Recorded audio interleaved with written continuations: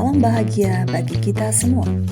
Saya Dwi Astuti, calon guru penggerak Angkatan 9 dari TK Cahaya Intan Kebonaru, Klaten.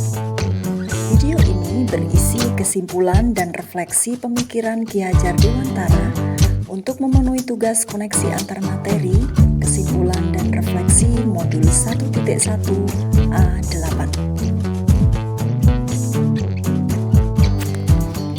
Pendidikan dan pengajaran. Pengajaran merupakan proses pendidikan dalam memberi ilmu untuk kecakapan hidup anak secara lahir dan batin. Sedangkan pendidikan bertujuan untuk menuntun segala kodrat yang ada pada anak-anak agar mereka dapat mencapai keselamatan dan kebahagiaan yang setinggi-tingginya, baik sebagai manusia maupun sebagai anggota masyarakat.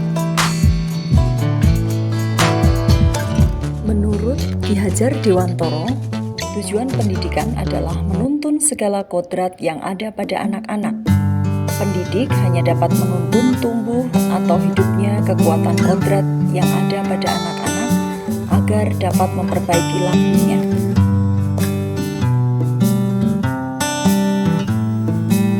Kodrat alam dan kodrat zaman.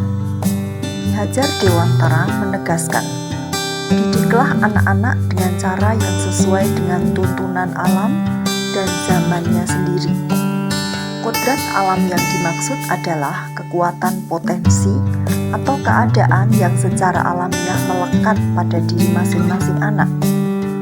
Sedangkan kodrat zaman adalah kekuatan potensi atau keadaan diri yang berubah sesuai dengan kondisi sosial budaya masyarakat atau perkembangan zaman.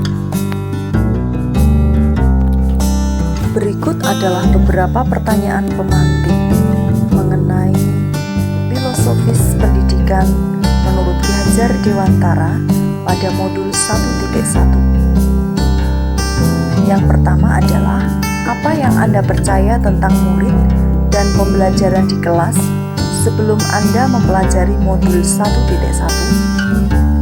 Sebelum mempelajari modul 1.1, kegiatan pembelajaran di kelas hanya berpusat pada guru, sedangkan murid hanya sebagai objek pembelajaran saja.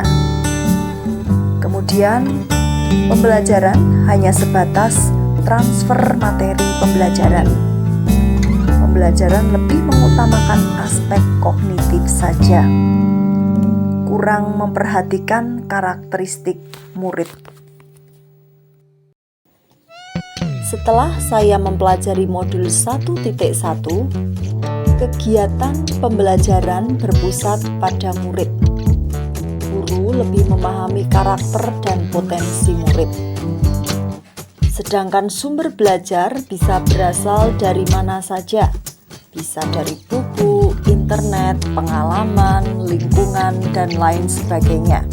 Jadi tidak hanya dari guru saja.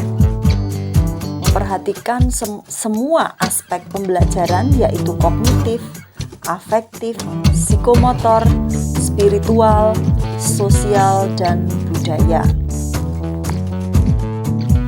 Pertanyaan pemantik yang ketiga, apa yang dapat segera Anda terapkan lebih baik agar kelas Anda mencerminkan pemikiran Ki Hajar Dewantara?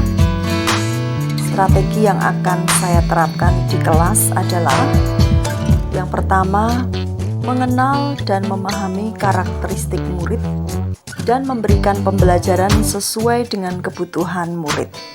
Yang kedua, merancang pembelajaran yang menyenangkan dan interaktif dengan melibatkan murid atau student center. Yang ketiga, menanamkan aspek budi pekerti pada setiap pembelajaran. Dan yang keempat adalah menerapkan sistem AMONG, di mana guru hanya menuntun, bukan menuntut.